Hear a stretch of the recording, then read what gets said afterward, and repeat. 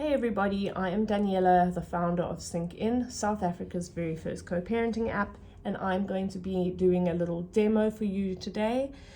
Please note that this is going to be released in the Play Store in the next month or so. So this is just a staging version demo that I'm going to be showing you to show you what you can expect. So let's go and click on SyncIn. Here's our loading screen. Say hello to stress-free parenting. First off, we are asked to register our account. Click on register, populate the information that's required. There's nothing out of the ordinary, and we go for our free trial. Over here, it will give us an OTP straight to our phone. Once we have entered that, we can proceed. This is our team page. You can see there that it has pre-populated me with my information. Let's say I am Charlie for the purposes of this demo. And now I need to go and add my information. So first off, I need to add a co-parent. You can see there all the co-parents information pops up. What is really great and very important to note is that we do not need to share this with the co-parent immediately. I find a lot of people are a bit hesitant to share something like this just in case it causes problems. So until you're comfortable with the app, you do not need to share it with your co-parent. Eventually you will need to, if you want to use some of the functionality, you can use it alone if you like, but you will be provided with a link to share with the co-parent whenever you're ready.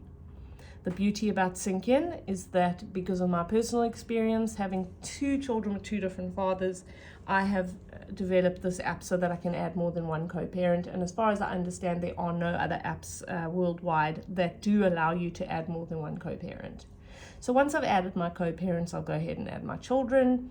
Again, we can change the avatar or the picture.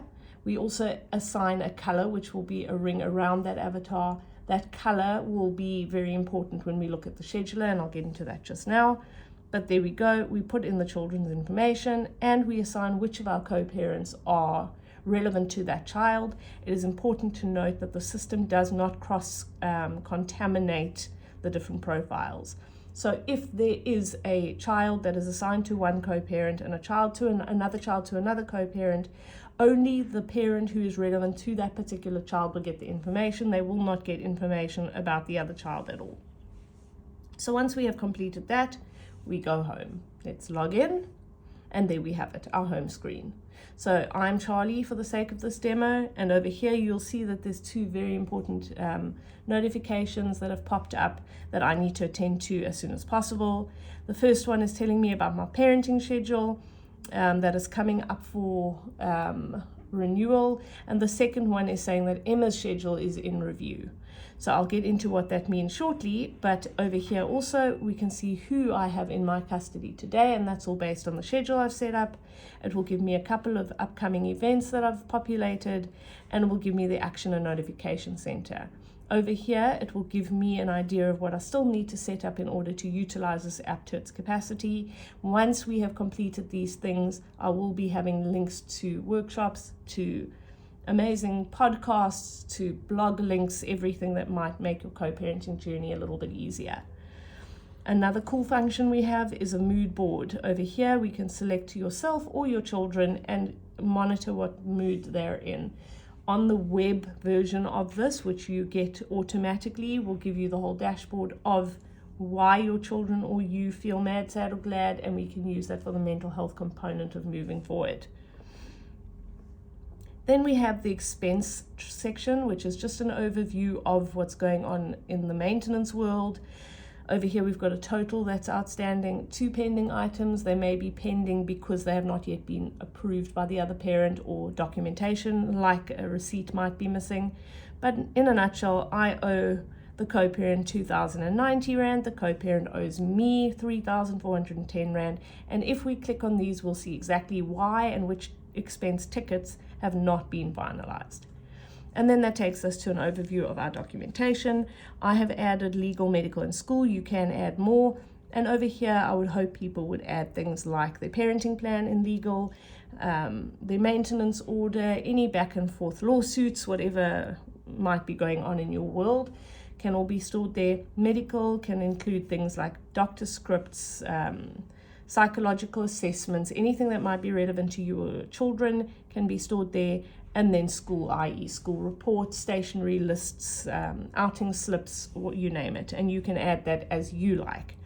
So that is an overview of exactly what is going on in your app at the moment. Over here we will always see a notification button, and that's showing you notifications that have come up, whether it is something's been accepted, something's been approved, or something's been generated. So let's go straight to our scheduler. Over here you'll see I have got 3 children, Jack, Emma and Leo. You can see what care and contact arrangement I have pre-populated for all of them, and it gives us a week view of the calendar. If we expand that, we can see the month view, and for purposes of this demo I have populated July 2025. As I said earlier, each child will get a dedicated color that you can choose, and this will then correlate with the lines on the schedule here. So if Jack is blue and Emma is pink, for argument's sake, where I see the blue line, that means Jack is in my care. Where I see a pink line, that means Emma is in my care, and so on. So what I'm going to do first is I'm going to show you over here the parenting schedule. And when you are new to the app, you're going to get this, and you're going to go and add your schedule. Here I've got Jack and Emma. Let's say I want to select my schedule for Jack. I choose the rotation that we're on as per discussion or as per court-ordered parenting plan or court-approved parenting plan. Over here, I have already populated it with the more common rotations. However, I also do have the custom button, which will then allow me to manually enter which days in the week I've got the child, and I can start the schedule on a specific date and end it on a specific date. I do that for each child, and once I've confirmed that, it will pop up like we saw in July with those lines. If the other parent does not consent to the schedule, we can chat about it. We can then go and raise tickets and raise chats about why. That is why it is so important to have the documentation saved in here, because if they say they're not going to consent, we can say, okay, we'll go and check in the legal documentation. This is linked to actual court-ordered procedure that we have already discussed. So if the other parent does not want to use this at all, you can still carry on using it, because it will give you the information about your own child and about what your responsibilities are. So if we go back to the plus, we can go and add an event. And this is great because we put the event title, when the event is, which child it affects, where, descriptions, etc. If I have decided that I want to go on a girls' lunch, for example, and I don't feel like answering 100 questions, and let's say the children are not in my care on that day, I can then add the event and mark it for private. That is only visible to me. It will not then populate it on your co-parent's calendar. And if I mark something as important, it will just keep reminding both you and your co-parent that this important event is coming up by means of push notification. It also then populates it in a different color. So if we go back to the schedule, we can see here that there's a green dot on the 17th. If I click that, it will bring up every single event that you have added for that child on that particular day. When we have, when we're closer to the end of our development cycle, once you've clicked that, the information will come up about that particular event. So that is your event section. Then we have got the pickup and drop off. And now it is obviously becoming vital that the other parent has signed up, because over here we are going to be asking the other parent to do favors for us. So we can ask for a pickup or drop off or both. Let's pretend I'm not able to pick up my child from soccer on a day that the child is in my care. I can request a pickup for the child from a location at a time by the other parent. This also, accounts for legal guardian. So at the moment we've only got mother, father and legal guardian, and that also obviously has to be a court-appointed legal guardian or court-approved, so that we are not encroaching on any unnecessary privacy issues. So once we have done that, a pickup or drop-off request will be sent to the other parent by push notification. They will get something that looks like this. Pickup request has been generated. I will then click on that. I will get the information, and then they will either accept or reject it. If they accept it, I will then get a notification saying that the pickup request has been accepted. If I get it saying that it has been rejected, or if the other parent has not responded at all, it is then on me, obviously, to make another plan. The beauty about this as well, though, is once the other parent has accepted it, they cannot come back and say they didn't know. And let's be real, we've all heard that one before. And then lastly, in the scheduler, we have got the child swap. If I've got my children this weekend, let's say, and I've got an urgent meeting in a different country or whatever the story is, I can then request that I swap the dates, that I cannot have the children in my care with the co-parent to following dates. So I can't have them this weekend.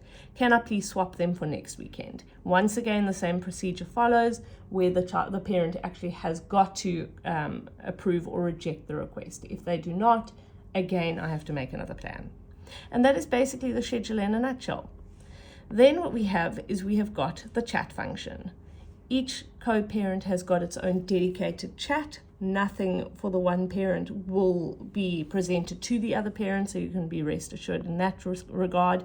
I have tested this ad nauseum, and I have made sure that both fathers in my life do not get the other person's information. But let's go to the chat over here. I'll get to this later. That is a request for a chat around a specific expense, so that will always come up in that rectangle over there.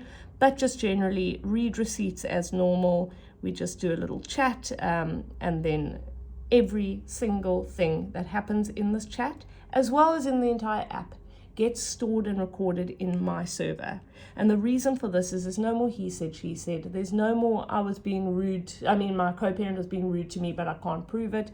Everything you have ever discussed, everything you select, everything you reject, you name it, gets saved. And my T's and C's and privacy policies speak a lot about this. So by consenting to use this app, you're obviously consenting to the terms and conditions. And that is basically, that is basically something that you cannot then get away from. So this app also not only relationship management, but also accountability management. Over there, you can see the little search function. If I am having an argument with my co-parent about piano, I can go and click that and type in piano, and every chat related to piano will come up. What is great about this also is that all these records can be uplifted at any stage from our team in affidavit form for court purposes if necessary. Let's hope, though, that using this app, we do not get there at all. And then also, obviously, we've got the chat with the sync-in team. Then we get to expenses. This is still a work in progress. We are still busy finalizing and fine-tuning this. However, here is what is going on. The total expenses are $7,500. 2 items are pending, meaning that the other parent has not approved it yet, or somebody has not uploaded an invoice or a proof of payment or whatever, and also who owes who what. So we're not going to focus too much on this, except for each expense is going to have its own ticket. Each ticket will have its own dedicated chat function. If you want to chat about that expense, you can chat about the expense. It will come up in the chat with that rectangle as I showed you before. But what this is going to do is it's going to ask you to add an expense description. So let's say a haircut for Jack in the amount of R1,000. Let's say our court order has said that all expenses over and above maintenance is 50-50. My share is going to be 500. We'll leave that for now. The co-parent share is going to be the other 500. When was the expense incurred? And also here's supporting documentation. When you are needing approval for something, no payment will have been made yet, and the supporting document will be the quote. Once the other parent has approved the quote, you can then go ahead and either pay the expense up front and then require the other parent to pay you back, or you can go and pay your 50% to the service provider, which will then be marked there, and the other parent will provide their payment to the service provider. And then what we are asking for here is proof of payment. So once I've paid my expense, I'm going to add my proof of payment, and once the co-parent has paid their half of it, they are going to upload their proof of payment. And what that will look like is something like this, where you can view more. You can see the shares, ignore the numbers, they are not correct. The co-parent has paid their share, their proof of payment has been uploaded. I've uploaded my proof of payment. If I want to upload any other files that have anything to do with this expense, I can do so. And because all the boxes have been checked, you can see there it says that the expense has been approved. No more going to maintenance court for not paying something you didn't consent to paying in the first place. This will take away all that stress. So that is the expense module in a nutshell. And then the final part of this app that I want to show you is just the profile. So over here we have the normal change password, profile information. What I have added here is a emergency contact SOS. Gone are the days where you are with your child and you have to scramble because of an emergency, not knowing who to phone. You can pre-populate this list here with any professional that you may need to make use of, and then if, God forbid, something were to happen, you can just click on the SOS button that is present on every single screen in this entire program, and it will bring up this, and it also has a little phone over there that you can dial through to that professional straight from the app. We also have emergency contact services over there that also will phone directly through to those people. And then, just in case that wasn't enough, let's say you are in a high conflict situation, you never actually want to speak to each other. We have also added here the medical information, what medication the children may be taking, if they've got any allergies, if they have any symptoms that they deal with. If your child is sick, we can just enter exactly what's going on. And then the last thing that is quite nice is the measurement section, where your co-parent has never bought shoes for your child in their entire life. Now they have to go buy shoes. Over here has got all the measurements for your child, anything that's relevant, and of course we can add records ad nauseum. Finally, documentation management. I have got all the documentation here. I can choose whether I want it to be shared with the co-parent or remain private. So for example, I want to add my driver's license so that I've got it on record, or my credit card details or whatever. I put the name of what the file is, which folder I want to put it in. I upload a picture of it, and then I can choose if I want it to be private or shared. We'll then come up over here. We can see the legal stuff we've decided to put as a custody agreement, medical, school, financial, and so on. And ladies and gentlemen, that is Sync In a nutshell. I'm so excited to take this journey with you, and I'm really hoping that by using something like this, we can mitigate conflict altogether. There is no need anymore for unnecessary contact, and let's keep everybody accountable. I can't wait to hear your feedback.